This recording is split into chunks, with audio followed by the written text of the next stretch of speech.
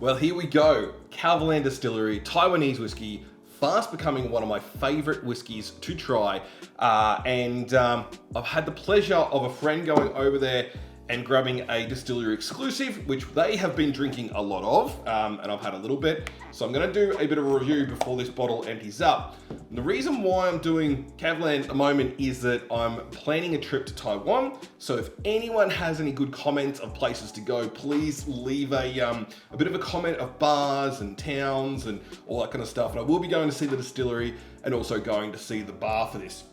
Now, this is only a 300ml bottle from them. It is a cask strength, so it is a 57.8%. Let's see if that actually does anything. I think it's not zooming in. Apologies about that. That's a 57.8%. Comes in a pretty cool box as well. Bit of history on it. The Mists of Kavalan. In ancient times, the land of Yilan, and I'm probably going to say most of this wrong, was called Kavalan in a pristine terrain protected by the soaring snow mountain range and fertile Langyang plain. Remote and subtropical, this piece of land is situated in the northeast corner of Taiwan, where beautiful rainfall and water filtered through Yilan's rich volcanic soil collide to provide.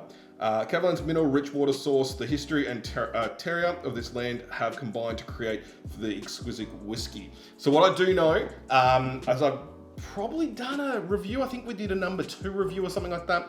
The water comes from natural springs there, that's why they're actually based in it. Most of their whiskey is aged between 4 to 5 years of age. I don't think they've got many age statements. I'm trying to think of one. I don't know of any age statements of it. But they do some funky casks. They've done some coffee casks. They've done a Duran whiskey cask. Don't even ask me how they've done that. Something else, fermented cask and things like that. So not stuff that we generally get in Australia too often. But this is, as I said, distillery exclusive, but they have actually released a Madeira cask in Australia for an Australia exclusive. So we'll see if they're much different from it. It is about the same ABV as well. Oh, Jesus. I haven't had this for about 2 weeks, so I couldn't remember how strong that was, but that's just berries on the nose.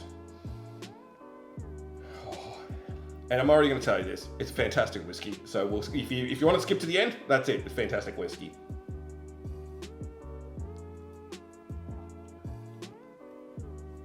It's got an intense fruitiness to it.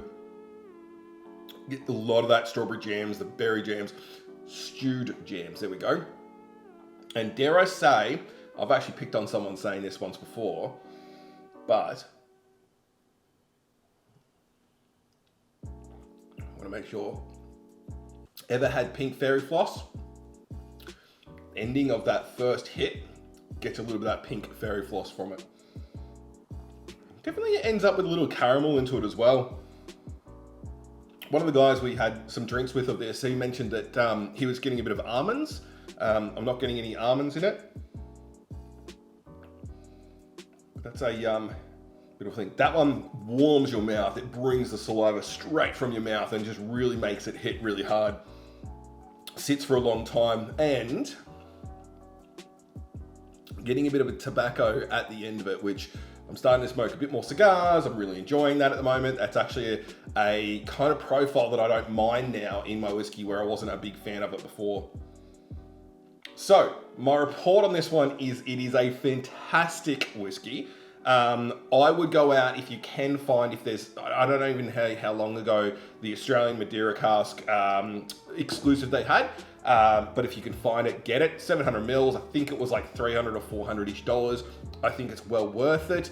I'm not even going to try that with water. That is a very easy one to drink. You don't need to worry about adding too much water in that. But if you want to, go for it.